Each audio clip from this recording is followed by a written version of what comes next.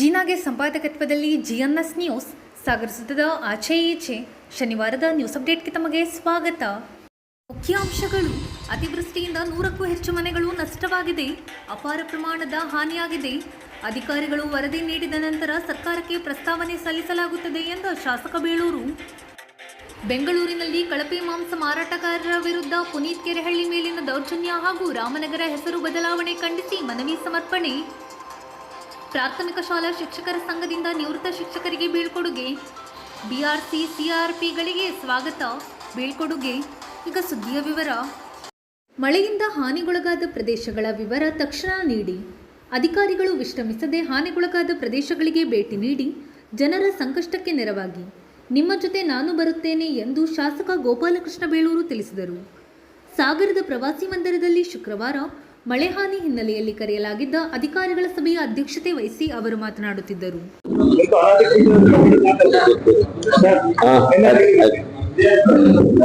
ಒಂದು ಸಂತೋಷ ಅಂತ ಹೇಳಿದ್ರೆ ಅಲ್ಲಿ ಯಾರು ಮಾತಾಡ್ಬೇಡ್ರಿ.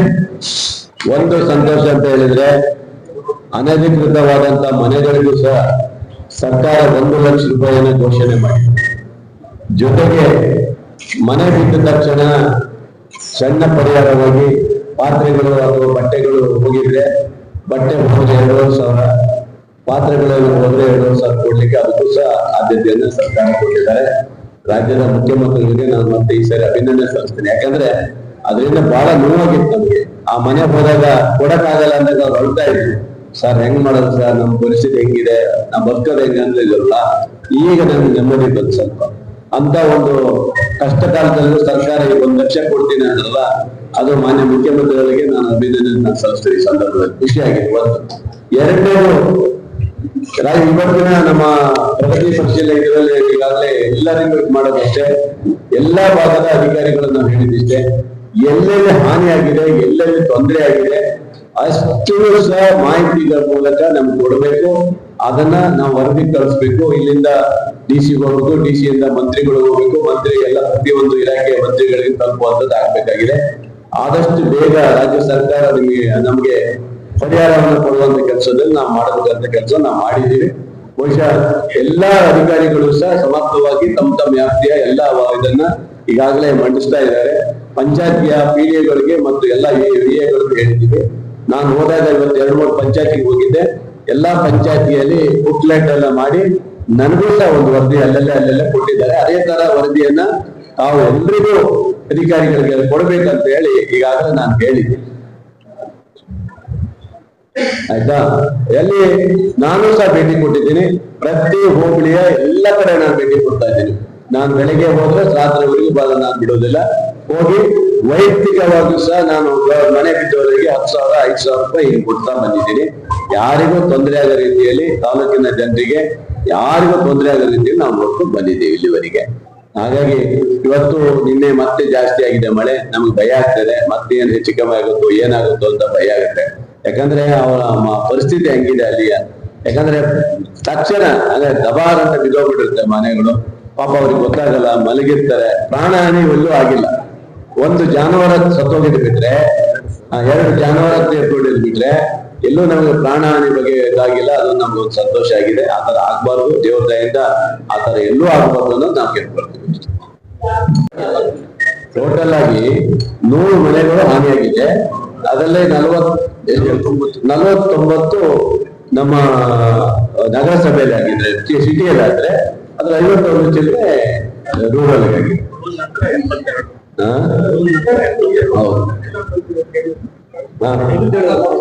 ಅದೇ ಅದೇನಂದ್ರೆ ಹೊಸ ಸರ್ಕಾರ ಇವತ್ತು ಸರ್ಕಾರವನ್ನೇ ಒಂದು ಆಡಳಿಸಿದೆ. ನಿನ್ನೆ ಯಾವ ಅನಧಿಕೃತ ಮನೆಗಳಿದ್ದಾವೆ ಅವ್ರಿಗೆ 1 ರೂಪಾಯಿ ಕೊಡಕ್ ಆಗ್ತಾ ಇರ್ಲಿಲ್ಲ. ಆದ್ರೆ ಈಗ ನಮ್ಮ ಸರ್ಕಾರ ಆದೇಶ ಮಾಡಿದೆ, ಅವ್ರಿಗೆ 1 ಲಕ್ಷ ಕೊಡ್ಬೇಕಂತ ಆದೇಶ ಮಾಡಿದೆ. ಹಾಗಾಗಿ ನಮ್ಗೆ ಬಹಳ ಖುಷಿಯಾಗಿರೋದು ಅದೊಂದೇ ನಮಗೆ. ಯಾಕಂದ್ರೆ ಕಣ್ಣೀರ್ ಆಗ್ತಾ ಇದ್ರು ಜನ, ಏನು ಹೋದ್ರೆ ಏನು ಕೊಡಕ್ಕಾಗಲ್ಲ ಅಂತ ಇದ್ರು.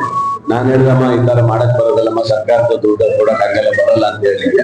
ನಾನು ನಿನ್ನೆ ಅದೇ ಕೇಳ್ತಾ ಇದ್ದೆ. ಏನೋ ದೇವ್ರ ದಯೆಯಿಂದ ನಿನ್ನೆ ನಿಮ್ಮ ಇದರಲ್ಲಿ ಯೋಗದಲ್ಲಿ ಅದೇ ಹೇಳಿದೆ, ದೇವ್ರ ದಯೆಯಿಂದ ಅನಧಿಕೃತ ಮನೆಗಳಿಗೂ ದುಡ್ಡು ಕೊಟ್ಟಿದ್ರೆ ಸಾಕಾಯ್ತು. ಅನ್ನೋಳಿಗೆ ಬೆಳಿಗ್ಗೆ ಹಿಂಗ್ ತೆಗೆದು ನೋಡ್ತೀನಿ ಅದೇನೇ ಬಂದಿದೆ ನನಗೆ, ಅದೇ ಒಂದು ಖುಷಿ ಆಗಿದೆ, ಅದಾಗಿದೆ. ಹಾಗಾಗಿ ಸಮಸ್ಯೆಗಳನ್ನ ಈಗ ಅಧಿಕೃತ ಮನೆಗೆ 1,20,000 ಸಿಗ್ತಾ ಇತ್ತು, ಈಗ 2,40,000 ಸಿಗುತ್ತೆ. ಈಗ ಅದು ಒಂದು ದೊಡ್ಡ ವಿಚಾರ. ನಾವು ಅದೇ ಹೇಳ್ತೇವೆ 1,20,000 ರೂಪಾಯಿ ಏನಪ್ಪಾ ಅಂತ ಹೇಳ್ತಿದ್ವಲ್ಲ, ಈಗ 2,40,000 ಸಿಗುತ್ತೆ. ಮತ್ತೆ ಅದ್ರ ಜೊತೆಗೆ ಬಟ್ಟೆ ಹಾಳಾದ್ರೆ 2,500,000, ಪಾತ್ರೆ ಹಾಳಾದ್ರೆ 2,500, 5,000 ರೂಪಾಯಿ ಎಕ್ಸ್ಟ್ರಾ ಕೊಡ್ತಾರೆ. ನಗರಸಭೆಯಿಂದ ಕೊಡ್ತೀವಿ, 50,000. ಆದ್ರೆ ಭಾಗಶಃ ಹಾಳಾಗಿರೋದಕ್ಕೆ 6,000 ಕೊಡ್ತಿದೀವಿ. ಈಗ 50,000 ಕೊಡ್ತೀವಿ, ಟೋಟಲ್ 50,000 ರೂಪಾಯಿ ಕೊಡ್ತಾ ಇದೀವಿ. ಅಂದ್ರೆ ಈ ಸರಿ ಕೊಟ್ಟಂತ ಯೋಜನೆ, ಮುಖ್ಯಮಂತ್ರಿ ಕೊಟ್ಟಂತ ಸರ್ಕಾರದ ಯೋಜನೆ ಬಹಳ ಚೆನ್ನಾಗಿದೆ. ಏನು 5 ಲಕ್ಷ ರೂಪಾಯಿ ಹಿಂದೆ ಬಿಜೆಪಿ ಸರ್ಕಾರ ಎಷ್ಟಿದ್ರು ಅದು ಬೇಸ್ಟ್. 5 ಲಕ್ಷ ಕೊಟ್ಟೇ ಇಲ್ಲ, 1 ಲಕ್ಷ ಕೊಟ್ಟರು. ಯಾಕಂದ್ರೆ ಹಳ್ಳಿಗಳಲ್ಲಿ ಇಡೀ ಊರಲ್ಲಿ ಅಂತ ಮನೆಗಳೇ ಬಿದ್ದೋದು. ಆ ಪಾಪ ಅವರು ಏನೋ ಸಾಲ ಮೂಲ ಮಾಡಿ ಮನೆ ಕಟ್ಸ್ಕೊಂಡ್ರು, 5 ಲಕ್ಷ ರೂಪಾಯಿ ಸಿಗುತ್ತೆ ಅಂತ ಹೇಳಿ. ಆದ್ರೆ ಅಲ್ಲಿ ಕೊಟ್ಟಿರೋದು 1 ಲಕ್ಷ, ಕಣ್ಣೀರ್ ಹಾಕಿದ್ರು ನನಗೆ ನಾನು ಹೋದಾಗ. ಹಂಗೆ ಆತರ ಆಗೋದ್ ಬೇಡ. ಇವತ್ತು ನಮ್ ಸರ್ಕಾರ ಕೊಡ್ತಿರೋ ಚೆನ್ನಾಗಿದೆ. ಅದಕ್ಕೆ ಅನಧಿಕೃತಕ್ಕೆ 1 ಚಿಲ್ಲರೆ, ಅಧಿಕೃತ ಇರೋಕೆ 2,40. ಇನ್ನೂ ಕಮ್ಮಿ ಅಮೌಂಟ್ ಅಲ್ಲ, ಚೆನ್ನಾಗೇ ಇದೆ ಅಂತ ಚೆನ್ನಾಗಿದೆ. ಇನ್ನೂ ಜಾಸ್ತಿ ಕೊಟ್ರೆ ಅಭಿನಂದನೆ ಸಲ್ಲಿಸ್ತೀನಿ ಮುಖ್ಯಮಂತ್ರಿಗಳು, ನಮ್ಮ ಸರ್ಕಾರ. ತಹಶೀಲ್ದಾರ್ ಚಂದ್ರಶೇಖರ್ ನಾಯ್ಕ್, ತಾಲೂಕು ಪಂಚಾಯಿತಿ ಕಾರ್ಯನಿರ್ವಹಣಾಧಿಕಾರಿ ಗುರುಕೃಷ್ಣ ಶೆಣೈ, ಪೌರಾಯುಕ್ತ ಎಚ್.ಕೆ. ನಾಗಪ್ಪ, ಶಾಸಕರ ವಿಶೇಷಾಧಿಕಾರಿ ಟಿ.ಪಿ. ರಮೇಶ್, ವಿವಿಧ ಇಲಾಖೆ ಅಧಿಕಾರಿಗಳು ಹಾಜರಿದ್ದರು. ಬೆಂಗಳೂರಿನಲ್ಲಿ ನಡೆಯುತ್ತಿರುವ ಅಕ್ರಮ ಕಳಪೆ ಮಾಂಸ ಸರಬರಾಜು ಮಾಡುವವರ ವಿರುದ್ಧ ಕ್ರಮ ಜರುಗಿಸಬೇಕು. ಪುನೀತ್ ಕೆರೆಹಳ್ಳಿ ಅವರ ಮೇಲೆ ದೌರ್ಜನ್ಯ ಮಾಡಿದ ಎಎಸ್ಪಿ ಚಂದನ್ ಕುಮಾರ್ ಅವರನ್ನು ತಕ್ಷಣ ಅಮಾನತು ಮಾಡಬೇಕು ಮತ್ತು ರಾಮನಗರ ಹೆಸರನ್ನು ದಕ್ಷಿಣ ಬೆಂಗಳೂರು ಎಂದು ನಾಮಕರಣ ಮಾಡುವಂತೆ ಒತ್ತಾಯಿಸಿ ಶನಿವಾರ ಹಿಂದೂ ರಾಷ್ಟ್ರ ಸಮನ್ವಯ ಸಮಿತಿ ವತಿಯಿಂದ ಉಪವಿಭಾಗಾಧಿಕಾರಿಗಳ ಕಚೇರಿಗೆ ಮನವಿ ಸಲ್ಲಿಸಲಾಯಿತು. ಈ ಸಂದರ್ಭದಲ್ಲಿ ಮಾತನಾಡಿದ ಸುದರ್ಶನ್ ಹಾಗೂ ಕೆವಿ ಪ್ರವೀಣ್, ಕರ್ನಾಟಕ ರಾಜ್ಯ ಸರ್ಕಾರ ಹಿಂದೂಗಳ ವಿರುದ್ಧ ದಮನಕಾರಿ ನೀತಿಯನ್ನು ಅನುಸರಿಸುತ್ತಿರುವುದನ್ನು ಖಂಡಿಸಿ ಈ ದಿನ ನಾವು ರಾಜ್ಯಪಾಲರಿಗೆ ಮನವಿಯನ್ನು ಸಲ್ಲಿಸ್ತಾ ಇದ್ದೇವೆ. 2 ವಿಷಯಗಳನ್ನ ಇಟ್ಕೊಂಡು ಮನವಿ ಸಲ್ಲಿಸ್ತಾ ಇದ್ದೇವೆ. ಒಂದು, ರಾಮನಗರವನ್ನು ಉದ್ದೇಶಪೂರ್ವಕವಾಗಿ ಬೆಂಗಳೂರು ದಕ್ಷಿಣ ಜಿಲ್ಲೆ ಅಂತ ನಾಮಕರಣ ಮಾಡಿರುವುದನ್ನು ಹಿಂಪಡಿಬೇಕು ಅಂತ. ಇದನ್ನು ದುರ್ಬಳಕೆ ಮಾಡಿಕೊಂಡು ಸರ್ಕಾರಕ್ಕೆ ಮಾಹಿತಿ ನೀಡಿದ ಎಸಿಪಿ ಚಂದನ್ ಕುಮಾರ್ ಮೇಲೆ ನಿರ್ದಾಕ್ಷಿಣ್ಯ ಕ್ರಮ ತೆಗೆದುಕೊಳ್ಬೇಕು ಅಂತ ಹೇಳ್ತಕ್ಕಂಥ ವಿಚಾರವನ್ನು ಇಟ್ಕೊಂಡು ಇವತ್ತು ಮನವಿಯನ್ನು ಸಲ್ಲಿಸ್ತಾ ಇದ್ದೇವೆ. ಬಂಧುಗಳೇ, ಇತ್ತೀಚಿನ ದಿನಗಳಲ್ಲಿ ಈ ರಾಜ್ಯ ಸರ್ಕಾರ ಬಂದ ನಂತರ ಹಿಂದೂಗಳ ಸ್ಥಿತಿ ಅಯೋಮಯವಾಗಿದೆ. ದಮನಕಾರಿ ನೀತಿಯನ್ನು ಅನುಸರಿಸ್ತಾ ಇದೆ ಹಿಂದೂಗಳ ವಿರುದ್ಧ. ಹಬ್ಬಗಳು ಬಂದ್ರೆ, ಹಿಂದೂ ಹಬ್ಬಗಳು ಬಂದ್ರೆ ವಿಪರೀತವಾಗಿ ನಿಬಂಧನೆಗಳನ್ನು ಹೇರ್ತಕ್ಕಂಥದ್ದು. ಬೇರೆ ಧರ್ಮದವರು ಆಚರಣೆ ಮಾಡಿದ್ರೆ ರಸ್ತೆಯನ್ನು ಬ್ಲಾಕ್ ಮಾಡಿ ಹೇಗೆ ಬೇಕಾದ್ರೂ ಅವ್ರ ಹಬ್ಬಗಳನ್ನ ಆಚರಣೆ ಮಾಡಬಹುದು. ಆದ್ರೆ ಕಾನೂನು ಇರ್ತಕ್ಕಂಥದ್ದು ಹಿಂದೂಗಳು ಮಾತ್ರ ಪಾಲನೆ ಮಾಡಬೇಕು ಅನ್ನೋ ನೀತಿಯನ್ನ ಅನುಸರಿಸ್ತಾ ಬಂದಿರತಕ್ಕಂಥದ್ದನ್ನ ಖಂಡನೆ ಮಾಡ್ತಾ ಇದ್ದೀವಿ. ಜಾತ್ಯತೀತ ರಾಷ್ಟ್ರ, ಪ್ರಜಾಪ್ರಭುತ್ವ ರಾಷ್ಟ್ರ ಅಂತ ಬಾಯಲ್ಲಿ ಹೇಳ್ತಾ ನಡೆದುಕೊಳ್ಳುವಂತ ರೀತಿ ಸೆಕ್ಯುಲರ್ಗೆ ವಿರುದ್ಧವಾಗಿದೆ. ನಾನು ಮುಸ್ಲಿಮರ ಪರ, ನಾನು ಮುಸ್ಲಿಮರಿಗೆ 10,000 ಕೋಟಿಯನ್ನು ಕೊಡ್ತೇನೆ, ಮುಸ್ಲಿಮರ ಧಾರ್ಮಿಕ ಕ್ಷೇತ್ರಗಳಿಗೆ ರಕ್ಷಣೆ ಕೊಡ್ತೇನೆ, ಹಿಂದೂಗಳ ಧಾರ್ಮಿಕ ಕ್ಷೇತ್ರಗಳು ಹಿಂದೂಗಳ ಆಚರಣೆಗೆ ರಕ್ಷಣೆ ಕೊಡೋದಿಲ್ಲ, ಪರ್ಮಿಷನ್ ತಗೋಬೇಕು, ಅಲ್ಲಿ ಅನುಮತಿ ನೀಡಬೇಡಿ, ಇಲ್ಲಿ ಅನುಮತಿ ಕೊಡಬೇಡಿ ಹೇಳ್ತಕ್ಕಂಥ ಒಂದು ದರಿದ್ರ ಸರ್ಕಾರ ಕರ್ನಾಟಕದಲ್ಲಿ ಇರಬೇಕಾದ್ರೆ ಹಿಂದೂಗಳ ಸ್ಥಿತಿ ಹೇಗಿದೆ ಅಂತ ನಾವೆಲ್ಲ ಯೋಚನೆ ಮಾಡಬೇಕಾದಂತ ಪರಿಸ್ಥಿತಿಯಲ್ಲಿ ಇದ್ದೇವೆ. ಬಂಧುಗಳೇ, ನಮ್ಮ ಹಿಂದೂ ಹೋರಾಟಗಾರ ಪುನೀತ್ ಕೆರೆಹಳ್ಳಿ ಅವರಿಗೆ ಸ್ಟೇಷನ್ ನಲ್ಲಿ ಕರ್ಕೊಂಡೋಗಿ ನಿಲ್ಲಿಸಿ ಭಯೋತ್ಪಾದಕರನ್ನ ಅರೆಸ್ಟ್ ಮಾಡ್ಲಿಕ್ಕೆ ಆಗದಂತ ದರಿದ್ರ ಸರ್ಕಾರದ ಪ್ರತಿನಿಧಿಗಳು, ಅಧಿಕಾರಿಗಳು ಪುನೀತ್ ಕೆರೆಹಳ್ಳಿ ಅವ್ರನ್ನ ನಗ್ನವಾಗಿ ನಿಲ್ಲಿಸಿ ಅವ್ರಿಗೆ ಅಲ್ಲಿರ್ತಕ್ಕಂಥ ಪೆನ್ ಡ್ರೈವ್, ಅವರಲ್ಲಿರ್ತಕ್ಕಂಥ ಮಾಹಿತಿಯನ್ನೆಲ್ಲ ಪಡೆದುಕೊಂಡು ಪಾಪ ಅಲ್ಲಿರ್ತಕ್ಕಂಥ ಕೆಳ ಹಂತದ ಅಧಿಕಾರಿಗಳು ಪುನೀತ್ ಕೆರೆಹಳ್ಳಿ ಅವರೇ ಸರ್ ನೀವು ಎದ್ದು ಕೂತ್ಕೊಳ್ಳಿ ಅಂದ್ರೆ ಎದ್ದು ಕೂಡದಂತ ರೀತಿಯಲ್ಲಿ ಹೊಡೆದು, ಆಮೇಲೆ ಮೊನ್ನೆ ದರ್ಶನನ್ನ ಅರೆಸ್ಟ್ ಮಾಡಿದೀವಿ ಅಂತ ಹೇಳಿದ ಮೇಲೆ ಒಂದಿಷ್ಟು ಜನ ಅಧಿಕಾರಿಗಳಿಗೆ ಪೊಗರು ಬಂದಿದೆ. ಕಾನೂನು ನಾವು ಹೇಳ್ದಂಗೆ ಇದೆ, ನಮ್ಮನ್ನ ಯಾರು ಕೇಳೋರಿಲ್ಲ ಹೇಳೋ ರೀತಿಯಲ್ಲಿ ವರ್ತನೆ ಮಾಡ್ತಿದ್ದಾರೆ. ಪುನೀತ್ ಕೆರೆಹಳ್ಳಿ ಮಾಡಿದ್ದು ತಪ್ಪಾದ್ರೆ ಏನು ಅದನ್ನ ಹೇಳ್ಬೇಕಲ್ಲ ಎಸಿಪಿ ಅವರು. ಮಾಹಿತಿ ಕೊಡೋ ತಪ್ಪ ಪೊಲೀಸ್ ಇಲಾಖೆಗೆ ಅಥವಾ ಅಧಿಕಾರಿಗಳಿಗೆ? ಮಾಹಿತಿ ಕೊಟ್ಟವ್ರ ಮೇಲೆ ಈ ರೀತಿ ದೌರ್ಜನ್ಯ ಮಾಡಿದ್ರೆ ಇನ್ಯಾರು ಮಾಹಿತಿ ಕೊಡ್ಲಿಕ್ಕೆ ಹೋಗ್ತಾರೆ? ಅಂದ್ರೆ ಅನ್ಯಾಯವನ್ನ ಖಂಡಿಸ್ತಕ್ಕಂಥ ಮನೋಭಾವವನ್ನೇ ಹತ್ತಿಕ್ತಕ್ಕಂಥ ಒಂದು ದರಿದ್ರ ಸ್ಥಿತಿಗೆ ರಾಜ್ಯ ಸರ್ಕಾರ ಬಂದಿಟ್ಟಿದೆ. ಯಾರು ಅನ್ಯಾಯವನ್ನು ಖಂಡನೆ ಮಾಡಂಗಿಲ್ಲ. ಜನರಿಗೆ ಮಾಂಸವನ್ನ, ನಾನು ವೆಜಿಟೇರಿಯನ್, ನನಗೆ ಅದ್ರ ಬಗ್ಗೆ ಮಾಹಿತಿ ಇಲ್ಲ, ಆದ್ರೆ ಕಾನೂನು ಬಗ್ಗೆ ಮಾಹಿತಿ ಇದೆ. ಒಂದು ಪ್ರಾಣಿಯನ್ನು ಹತ್ಯೆ ಮಾಡಿ ಎಷ್ಟು ಗಂಟೆ ಒಳಗೆ ಆ ಮಾಂಸವನ್ನು ಕನ್ಸ್ಯೂಮ್ ಮಾಡಬೇಕು ಅಂತಿದೆ. ಯಾವ ನಿಯಮಗಳನ್ನು ಪಾಲನೆ ಮಾಡದೇನೆ 2 ಬಾಕ್ಸ್ ಅನ್ನು ಮಾತ್ರ ಓಪನ್ ಮಾಡಿದಾಗ ಮಾಡಿ ಅದನ್ನ ಲ್ಯಾಬಿಗೆ ಕಳಿಸಿ ಇನ್ನಿರ್ತಕ್ಕಂಥ 20-30 ಬಾಕ್ಸ್ ಕತೆ ಏನು, ಅದರಲ್ಲಿ ಏನಿದೆ ನೋಡ್ಬೇಕಲ್ಲ. ಇವ್ರು ಹೇಗೆ ತೀರ್ಮಾನಕ್ಕೆ ಬಂದ್ರು 2 ಬಾಕ್ಸ್ ಅಲ್ಲಿ ಇರ್ತಕ್ಕಂಥದ್ದು ಇನ್ನೂ 18-20 ಬಾಕ್ಸ್ ಅಲ್ಲಿ ಇದೆ ಅಂತ ಹೇಳಿ. ಆ 18 ಬಾಕ್ಸ್ ಅಲ್ಲಿ 20 ಬಾಕ್ಸ್ ಅಲ್ಲಿ ಇನ್ನೇನು ಮಾಂಸ ಇದೆ ಅಂತ ಕೇಳ್ಬೇಕಲ್ಲ. ಅದನ್ನೇ ಕೇಳೋದ್ರ ಬದಲು ಇನ್ಸಿಡೆಂಟ್ ಇದೆ, ಈಗ ಅವಮಾನವಾಗಿರ್ತಕ್ಕಂಥದ್ದು. ಆಲ್ರೆಡಿ ಸುದರ್ಶನ್ ವಕೀಲ್ ಹೇಳಿದ್ರೆ ರಿಪೀಟ್ ಮಾಡೋದಿಲ್ಲ. ಈ ಚಂದನ್ ಕುಮಾರ್, ನೀನು ದರ್ಶನ್ ಕೇಸಲ್ಲಿ ಹೀರೋ ಆಗಿರ್ಬೋದು, ಆದರೆ ಹಿಂದೂ ಕಾರ್ಯಕರ್ತ ವಿಚಾರದಲ್ಲಿ ಹೀರೋ ಅಲ್ಲ. ಒಬ್ಬ ಖಳನಾಯಕರಾಗಿ ವರ್ತನೆ ಮಾಡಿದ್ದೀರಿ. ಯಾಕೆ ಹೇಳ್ತೀನಿ ಅಂತ ಹೇಳಿದ್ರೆ, ಆ ಮಾಹಿತಿ ಕೊಟ್ಟಿರ್ತಕ್ಕಂಥ ಅಬ್ದುಲ್ ರಜಾಕ್ ಮೇಲೆ ಯಾವುದೇ ಕ್ರಮವನ್ನು ತಗೊಳ್ದಾನೆ ಆ ನಾಯಿ ಮಾಂಸನೋ ಇನ್ನೊಂದು ಮಾಂಸನೋ, ಆದರೆ ಅದು ಕಾನೂನು ಬಾಹಿರವಾಗಿರ್ತಕ್ಕಂಥ ಟ್ರೇಡ್ ಅಂತಕ್ಕಂಥದ್ದು ಮುಸ್ಲಿಂ ವ್ಯಾಪಾರಿಗಳೇ ಹೇಳ್ತಾ ಇದ್ದಾರೆ. 3 ದಿವಸ 4 ದಿವಸದಿಂದ ಟ್ರೈನಲ್ಲಿ ಬಂದಿರತಕ್ಕಂಥ ಮಾಂಸವನ್ನ ಯಾವುದಕ್ಕೂ ಸಪ್ಲೈ ಮಾಡ್ತಕ್ಕಂಥ ಆ ವ್ಯಕ್ತಿ ಮೇಲೆ ಆಹಾರ ಇಲಾಖೆ ಕ್ರಮ ಕೈಗೊಳ್ಳೋದು ಬಿಟ್ಟು ಯಾವುದೋ ಒಂದು 2 ಬಾಕ್ಸ್ ಅಲ್ಲಿ ಸ್ಯಾಂಪಲ್ ತೆಗೆದು ಅದು ಕುರಿ ಮಾಂಸ ಅಂತ ಸರ್ಟಿಫಿಕೇಟ್ ತಗೊಂಡು ಅವನಿಗೆ ಕ್ಲೀನ್ ಚೀಟ್ ಕೊಡ್ತಕ್ಕಂಥ ಕೆಲಸವನ್ನು ಮಾಡಿದಿರಿ.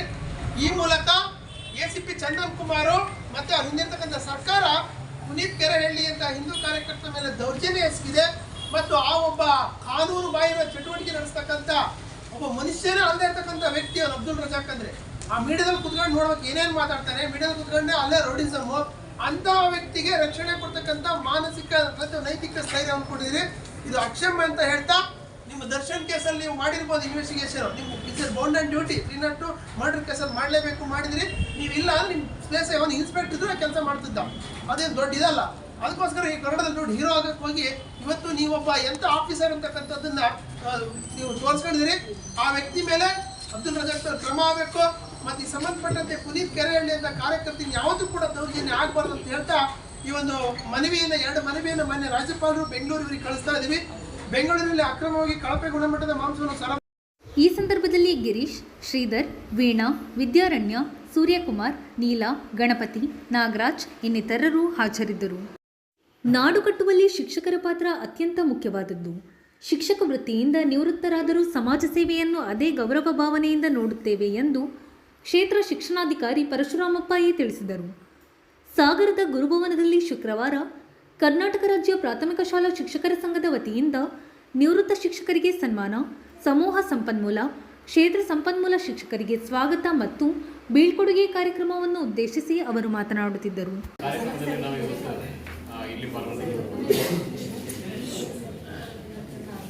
ಬಹುಮುಖ್ಯವಾಗಿ ನಮ್ಮದು ಕರ್ನಾಟಕ ರಾಜ್ಯ ಪ್ರಾಥಮಿಕ ಶಾಲಾ ಶಿಕ್ಷಕರ ಸಂಘದ ವತಿಯಿಂದ ನಡೆಯುವಂಥ ಕಾರ್ಯಕ್ರಮ ಇದು. ಇದರ ವೈಶಿಷ್ಟ್ಯಗಳೇನು ಅಂತಂದರೆ, ನಮ್ಮ ಸಾಗರ ತಾಲೂಕಲ್ಲಿ ನಮ್ಮ ಶಿಕ್ಷಣ ಇಲಾಖೆಯಲ್ಲಿ ಅನೇಕ ವರ್ಷಗಳ ಕಾಲ ಇಲ್ಲಿ ಶಿಕ್ಷಕರಾಗಿ ಕೆಲಸ ಮಾಡಿದವರು 6 ಜನ ಶಿಕ್ಷಕರು ನಿವೃತ್ತರಾಗಿದ್ದಾರೆ. ಪ್ಲಸ್ 3 ಜೂನ್ ತಿಂಗಳಲ್ಲಿ 3 ಜನ ಶಿಕ್ಷಕರು, ಒಟ್ಟು 9 ಜನ ಶಿಕ್ಷಕರು ತಮ್ಮ ಸೇವಾವಧಿಯನ್ನು ಪೂರ್ಣಗೊಳಿಸಿ ನಿವೃತ್ತರಾಗಿದ್ದಾರೆ ಜುಲೈ 31ಕ್ಕೆ. ಅವರಿಗೆ ಸಂಘದ ವತಿಯಿಂದ ಒಂದು ನಲ್ಮೆ ಬೀಳ್ಕೊಡುಗೆ. ಜೊತೆಗೆ ನಮ್ಮ ಇಲಾಖೆಯಲ್ಲಿ ಅನೇಕ ವರ್ಷಗಳ ಕಾಲ ನಮ್ಮ ಕಚೇರಿಯಲ್ಲಿ ಅನೇಕ ಶಾಲೆಗಳಲ್ಲಿ CRPಗಳಾಗಿ, ECOಗಳಾಗಿ, BRPಗಳಾಗಿ ಮತ್ತು ಶಿಕ್ಷಕರಾಗಿ ಕಾರ್ಯನಿರ್ವಹಿಸಿ ಬೇರೆ ತಾಲೂಕಿಗೆ ಕೆಲವರು ಹೋಗಿದ್ದಾರೆ. ಇನ್ನು ಕೆಲವರು ನಮ್ಮ ತಾಲೂಕಲ್ಲೇ ವರ್ಗಾವಣೆಯನ್ನು ಹೊಂದಿದ್ದಾರೆ. ಅಂಥವರಿಗೂ ಸಹ ಒಂದು ಪುಟ್ಟ ಬೀಳ್ಕೊಡುಗೆ ಕಾರ್ಯಕ್ರಮವನ್ನು ಇಟ್ಕೊಂಡಿದ್ದೀವಿ. ಜೊತೆಗೆ 5 ವರ್ಷಗಳ ಕಾಲ ECOಗಳಾಗಿ, BRP ಆಗಿ, CRP ಆಗಿ ಕಾರ್ಯನಿರ್ವಹಿಸಿ ಮತ್ತೆ ಶಿಕ್ಷಕರಾಗಿ ಹೋದವರು.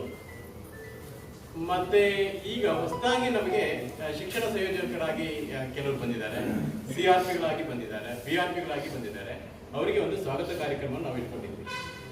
ಒಂದು ಒಳ್ಳೆಯ ಕಾರ್ಯಕ್ರಮ, ನಮ್ಮ ಶಾಲಾ ಶಿಕ್ಷಕರ ಸಂಘದ ವತಿಯಿಂದ ನಡೆಯುವ ಒಂದು ಒಳ್ಳೆಯ ಕಾರ್ಯಕ್ರಮ ಇದು. ಇಂಥ ಕಾರ್ಯಕ್ರಮಗಳು ಏನನ್ನ ಸಾರ್ತವೆ ಅಂತಂದ್ರೆ, ಒಂದು ವ್ಯವಸ್ಥೆಯನ್ನ, ಒಂದು ಯೂನಿಟನ್ನು, ಒಂದು ಯೂನಿಟಿಯನ್ನು ಅವು ಸಾರ್ತವೆ.